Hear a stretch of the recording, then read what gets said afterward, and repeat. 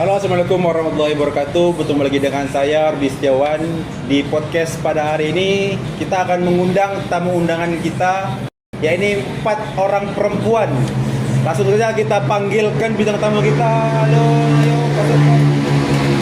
Halo, selamat sore. Halo, selamat sore. Halo. Halo.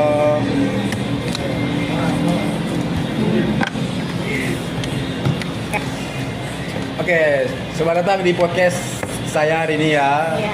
Sebelum kita membahas ini, kan ada pepatah mengatakan tak kenal maka tak sayang. Sebelum itu, coba dong perkenalan dulu diri kalian kepada penonton yang menyaksikan ini. Halo guys, nama aku Tila. Dan saya Ayu. Aku Putri. Zura. Oke, gimana sih kabar kalian hari ini guys? Baik, alhamdulillah baik sih. Ada kesibukan lain nggak sih selain kuliah? Ada dong pastinya. Pasti ya. Apa dong kalau boleh tahu spill dikit? Ya selain ngerjain tugas, kita juga ada buka bisnis ya Mbak, buka bisnis Iya. kecil-kecilan. Dan kalau Mbak sebenarnya. Bisa apa tuh kalau boleh tahu, mana tahu penonton belum tahu kan bisnis yang dilakukan oleh saudara-saudari Ya di bidang kuliner sih. di Ya. kuliner ya. Iya di bidang kuliner. Namanya Pucai mie omelet ya. Iya. Jangan lupa cobain. Ya jangan lupa cobain benar. Gimana tuh? Gimana? Lokasinya di Cut Nyadin ya. Iya. Di sebelah B belakang BI. Belakang. Ya.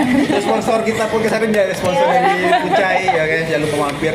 Iya. Oke guys, untuk pembahasan tema hari ini ya, ini kan tentang kekerasan seksual nih. Kalian ini sebagai tamu undangan yang mewakili para perempuan-perempuan di luar gitu ya. Jadi menurut kalian nih mengenai kekerasan seksual, gimana sih pendapat kalian tentang kekerasan seksual di masyarakat Indonesia sekarang ini? Kalau kekerasan seksual yang ada di Indonesia kayaknya udah Banyak. semakin banget. tahun tuh semakin meningkat ya.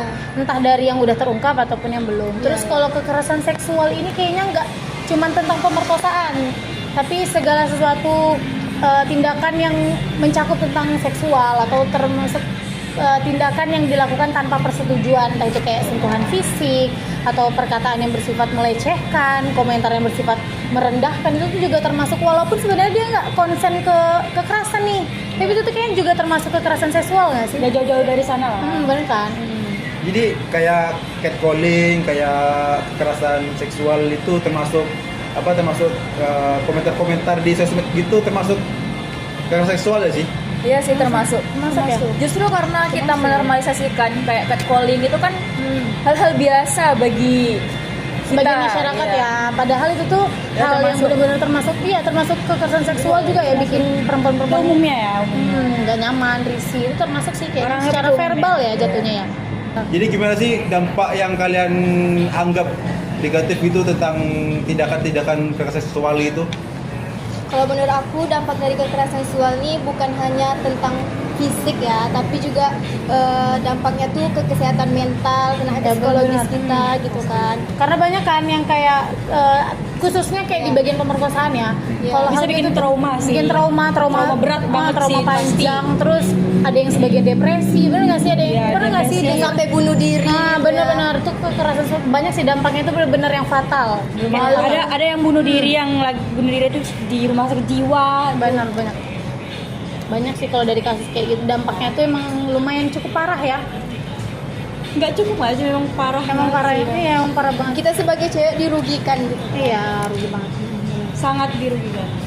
Ya, bisa disebutkan contoh kayak kasus-kasus seksual itu, pelecehan seksual itu, kasus-kasusnya itu gimana? Ya kayak yang belum lama ini yang itu ya apa? Yang dokter Ya dokter. Kedokteran di Undip. Nah, padahal itu kan orang berpendidikan ya. Iya. Pendidikan Berarti kan tinggi. sebenarnya tidak kekerasan melihat enggak apa pangkat kita. benar, bahkan orang berpendidikan pun bisa gitu loh melakukan hal Zaman serendah dahulu itu. ya. Orang serendah bisa melakukan, orang berpendidikan bisa melakukan hal serendah itu gitu loh. Berarti dia sebenarnya kan Nafsunya itu. Berarti pendidikan itu nggak ngejamin Nggak bahwa Iya. memang kekerasan seksual itu nggak terjadi gitu ya, nggak ngejamin. Jadi menurut kalian tuh untuk tindakan pada korban tuh harus gimana tindakannya? kalau tindakan terhadap korban mungkin kita Lebih sebagai harus perempuan- support Iya support, nah, benar support kayak dengerin, support, gitu. ya.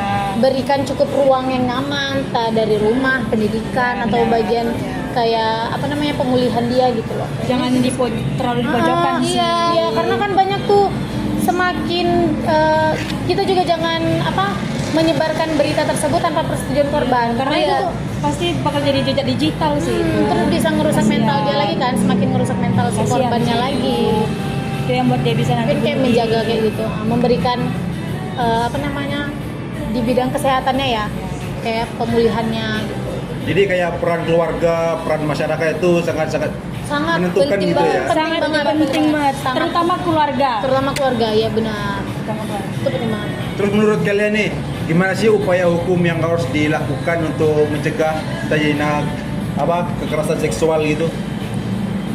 Kalau upaya hukum kayaknya Lemah di dalam. lumayan lemah ya, padahal udah ada kan undang-undang yang TPKS ya, Iya. tindak pidana kekerasan seksual. itu. Sebenarnya kan itu Udah ada lama nggak sih itu udah undang-undang udah banget. yang membahas tentang itu sebenarnya kan udah banyak banget. Udah. Cuman mungkin di bagian penegakan hukumnya yang sedikit agak lemah. ya.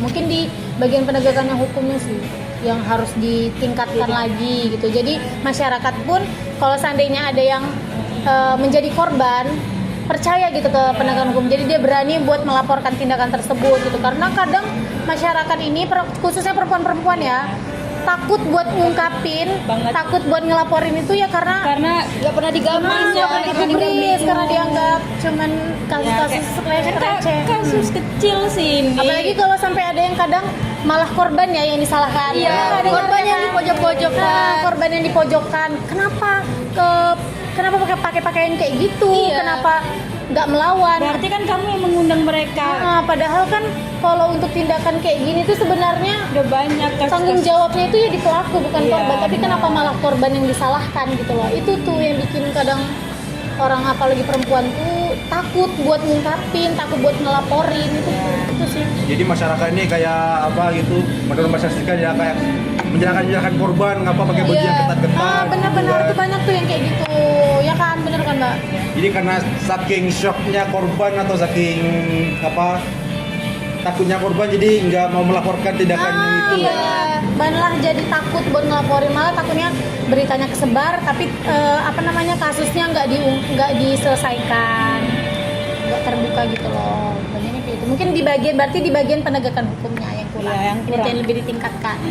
Oke guys, nggak terasa ya podcast hari ini sudah 10 menit. Jadi Iya, kita akhiri saja podcast pada hari ini ya. Terima kasih untuk tamu undangan yang sudah sedia hadir ya mengisi Oke, acara pada hari ini. Iya. Terima kasih sebelumnya dong, tepuk tangan dulu dong.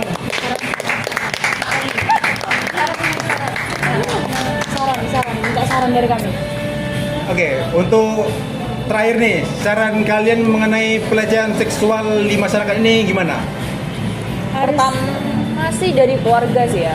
Dari keluarga ya. Karena keluarga tuh peran penting sih ya buat anak-anaknya gitu kan. Soalnya kalau misalkan biasanya anak-anak yang sering terjadinya kekerasan seksual tuh karena dari keluarga juga bisa jadi.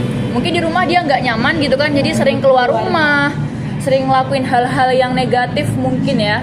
Sampai keluarganya pun tidak memperdulikan hal tersebut. Lingkungan juga ngaruh. Iya, lingkungannya juga ngaruh sih. Tapi kayak dibagi Mungkin sarannya berarti ya support dari keluarga, dari Iya. teman, dari lingkungan, dan kita sebagai orangnya juga bisa pilih memilih Iya. lingkungan Ya, betul. masyarakatnya gitu. Oke, terima kasih ya guys sudah sudi hadir pada podcast hari ini. Oke, Untuk teman-teman jangan lupa di like, subscribe channel ini. Sampai jumpa di lain waktu. Dadah.